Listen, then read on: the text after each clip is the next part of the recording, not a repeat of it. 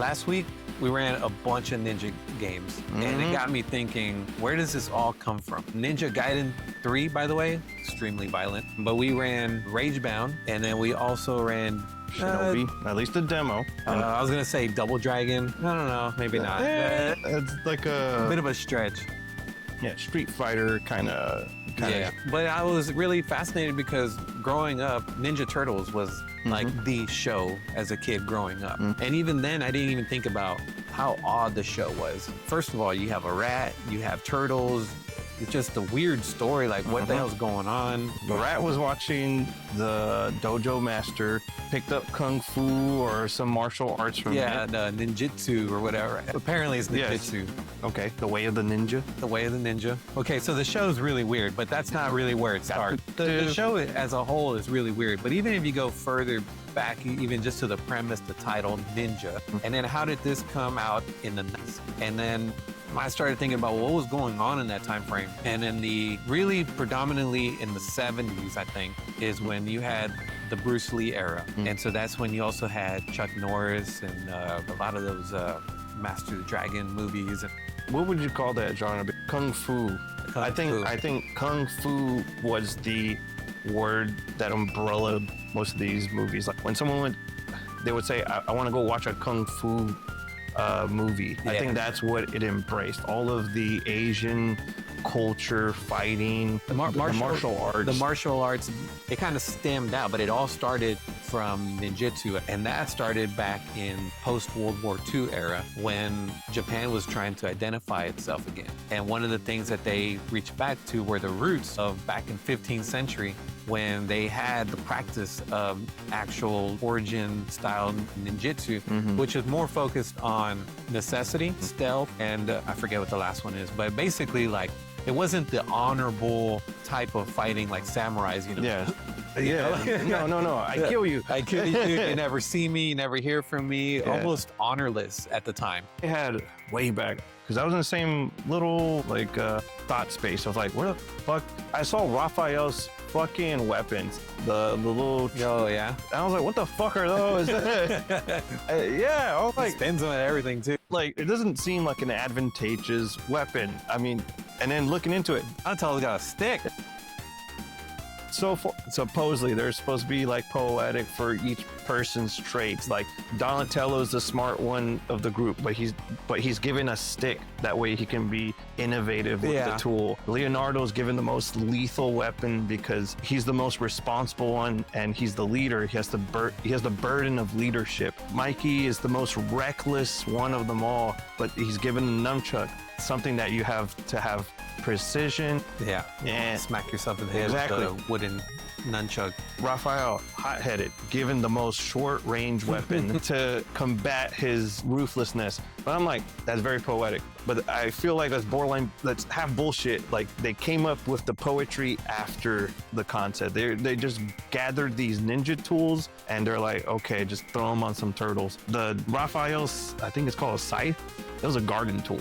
And I was like, oh, that makes sense. I've seen mom with one of those. They're just like, you know, it's called to plow the earth kind of thing. Just moving dirt with that shit. But yeah, out of necessity, a ninja just got the tools or the weapons, the garden tools, and that was the weapon. That was the weapon of the ninja. They're just shit I can find. I don't even think that they had much in terms of weaponry. They weren't, I don't know if they had that kind of stuff, but they're definitely more lenient on the stealth side. It wasn't until they started doing the manga back in the 1960s that they started to incorporate weapons. And so what he did is he fused like a traditional slow pace an art of stealth with more of a combative style martial arts to create this form of entertainment. And what was really cool is like, if you ever get a chance, you should watch them.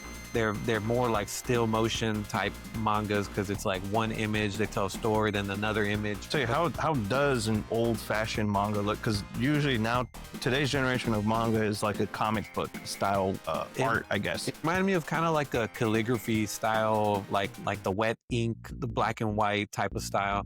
And what was really cool is that you see like the type of stuff that people have on their shirts or their arms. You know, they have the wave crashing, or they have the ninja running. They have the sword, like that stuff was back then. And it's amazing to see how at that time, I guess, when your mind's just trying to be creative, like you're just pulling some wild shit together, and then that's stuck. And all we've done is continue to capitalize on that original idea. Yes, it's crazy how those ideas have persisted through generations, I would say. Because, I mean, their art just keeps popping up. Yeah, and Hollywood blew it up. And that's when it came to the next level. And that's maybe like where you start thinking of like, well, what the hell was going on in the 90s? Like, how did we get to here? And it's just like, fucking mix some shit up and just throw ninjas in there and people are going to buy it. Yeah, I mean, and they surely did, because, I mean, you saw the wave of ninja games, the wave of ninja content. Yes, and then we're still seeing it now. I think we had a break of Ninja Gaiden since like the 360 era. I don't think that there was really much of a push for ninja stuff. And all of a sudden, maybe to recapitalize on our youth, knowing that the generation is finally having disposable income somewhat. Let's throw all this nostalgic shit at You like ninjas? Yeah. Ninjas, Power Rangers, Legos, old King of the Hill. King of the Hill, like everything that you grew up on is coming back. And Ninjas was just like the one thing that, as of recently, we had a Ninja Gaiden, Shinobi, both Ninja Gaidens, Ragebound. We had Part 4, and then remember, you bought this game, Ninja 5.0. Yeah, another ninja game. That was a good game too. It was an advanced game. Oh, you ran it? I never ran it. One day. Yeah. Assassin's Creed Shadows. That's the Assassin's Creed, which was like drawing blank stares at me. No, quite interesting. I'm just thinking about how far we've come to this point, and why we just eat it up, man. Ninja sell. Japanese stuff sell. Yeah. Like, I guess that genre. A lot of people. It's almost fantasy. Yes. It's never been, ninjas were never like this. So we've translated and modified it to something that seems historic, but it's also entertaining. Yeah, it's like an extension of like medieval content. Like, this is another culture's medieval century, which was, filled with violence, which, games kind of feed off of, because there's conflict, and as a gamer, you want fucking conflict. You want to go kill these people for a reason. Mixture. Raven, I think, is also from Tekken ninjutsu background. Yes, he's definitely a ninja. There's a lot of characters that embrace these ninja qualities. Man, I had a list of ninja characters, but I mean, it goes on and on. It represents itself in different media as well. Like in a fighting game, an adventure game, you'll have a ninja archetype that's embedded in our fabric. It's part of pop culture now. It's never going away. This is the way of the future. Yeah. More ninja games to come. What do you call it? I saw kind of like they're taking advantage of it once Assassin's Creed got into it, because I mean, as Ubisoft, usually you're trying to get a profit out of the consumers, or that's how I see Ubisoft. They're a business.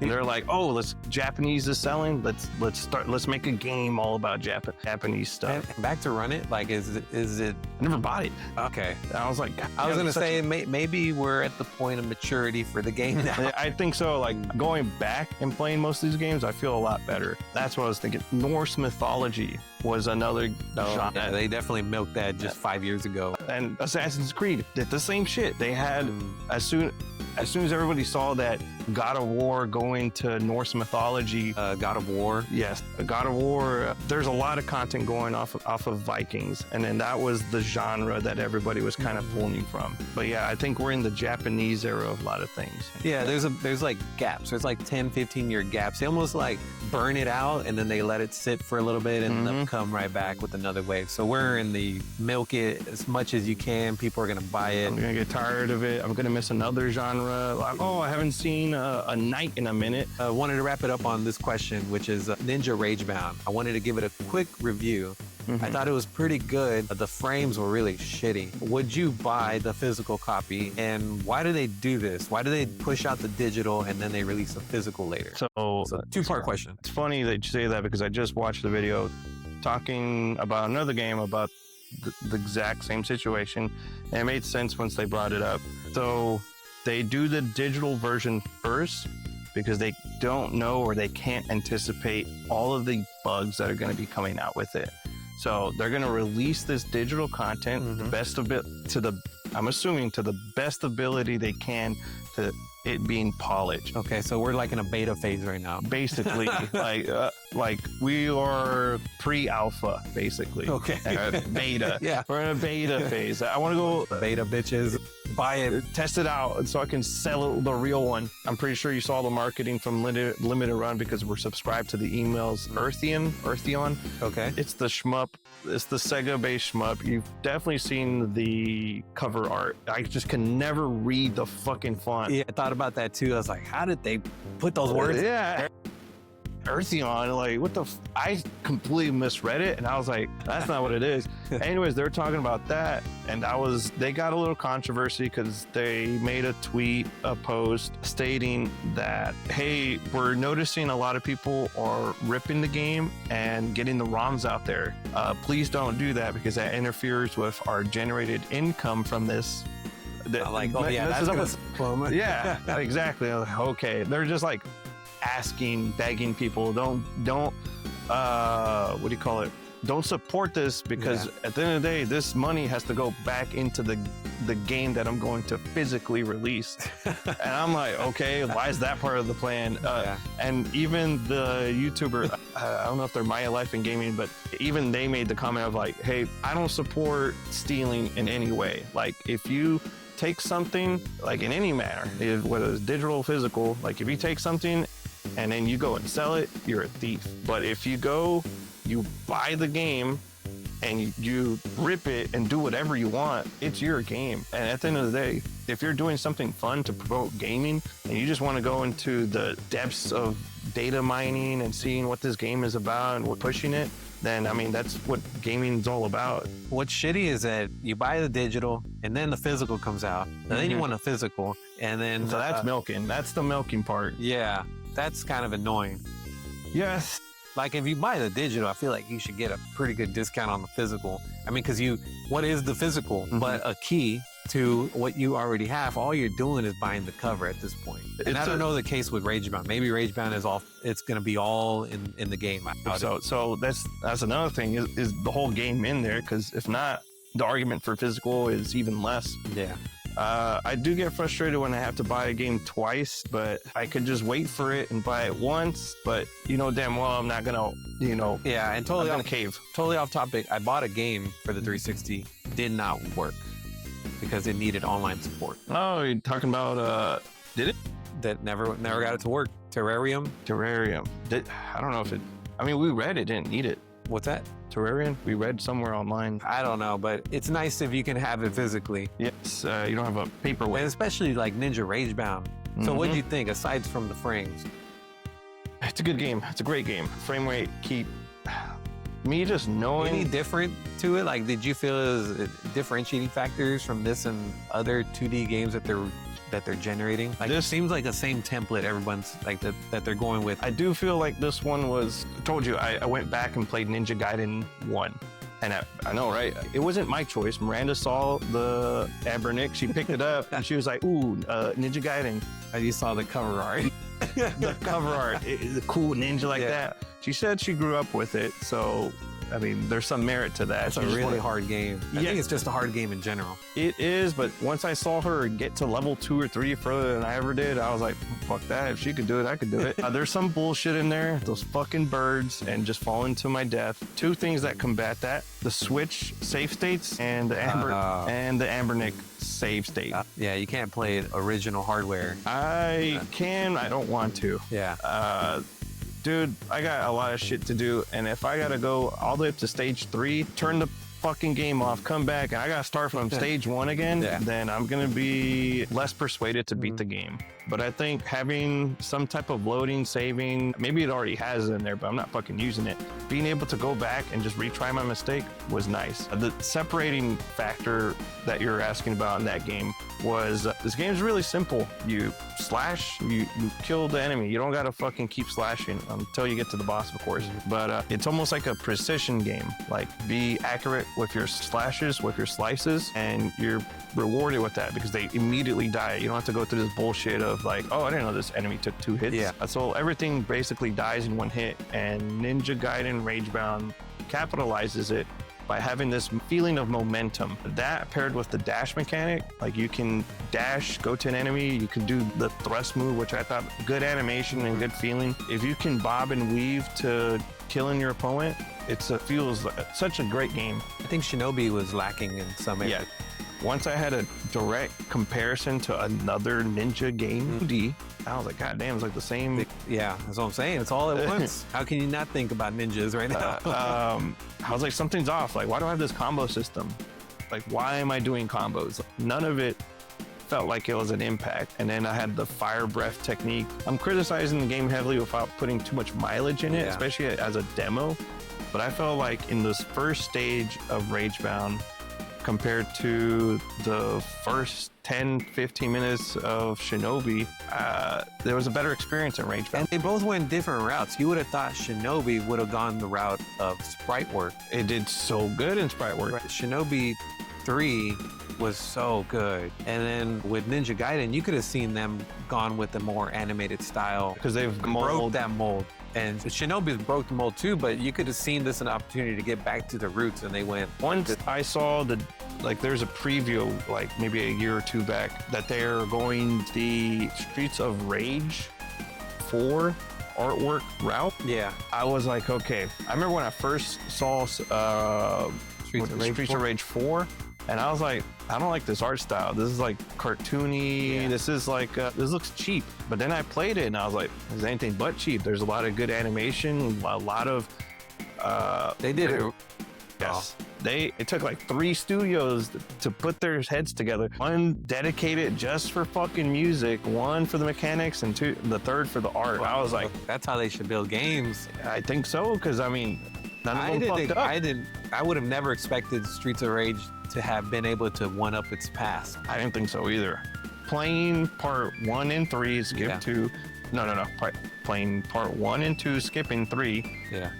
Yeah, I totally didn't see them getting back this magic. I felt like they were milking it. And then you go back, and it was like worth every $10 of that Nintendo Switch e-sale that I got it for. I was like, this is a good game. Once I saw Shinobi going that route, I was like, all right, let me give them a chance to see if they can prove me wrong. And so far, I'm not seeing it, digging it. I see a lot of good artwork in it, but it's not, the whole game together isn't going smoothly. The difference between the two, I can say that I feel closer to Ragebound. I just wish the frame rate wasn't such a dip. I do want to give it a chance on PlayStation just to give it, but I'm like, God damn, like spending more money on this game is already feels like enough. They should have had it done right the first time instead of having to buy another copy. I don't know why it's running 30 frames per second. Maybe just so it can run on all 3 platforms, they had to make it universal. Once they make something universal, it doesn't work well with the Switch. And then from there, you're working with limitation. I have no idea. But Ninja Games, they're diverse. They're all over the place. They're continuing to reemerge now, and we're gonna probably see a little bit for the next year or 2, and then it's gonna cool off. But hopefully you guys learned something about ninjas and kind of where it comes from if you're curious, and if not, well, too bad. All right, see you guys. See ya.